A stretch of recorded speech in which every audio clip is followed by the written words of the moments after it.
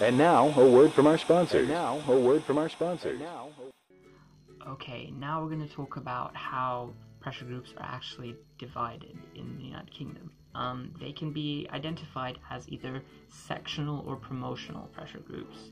Basically, they'll represent a certain section of society or a single issue, or they can be outsider or insider groups. The insider groups are the ones that have what is known as insider status, and that means they can directly influence Parliament because they can actually assist in hearings and offer information and advice, whereas outsider groups need to seek other ways of influencing government through the outside. That might be from in social media campaigns or protesting, etc.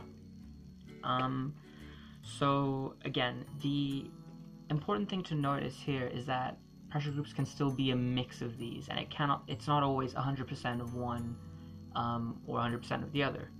So a group can easily be sectional and insider or promotional and insider. Anyway, a promotional group is one obviously that has focuses on one single issue, and it's open to all members of society.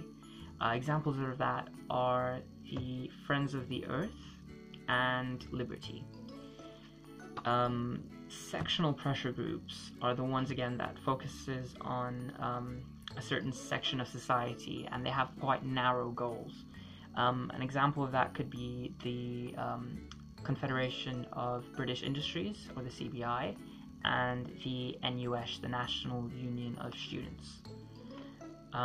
Whereas insider groups, which are the ones that have special connections to government, are involved with the policy making, and they're actually consulted by politicians.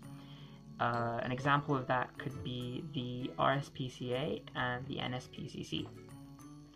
And then outsider groups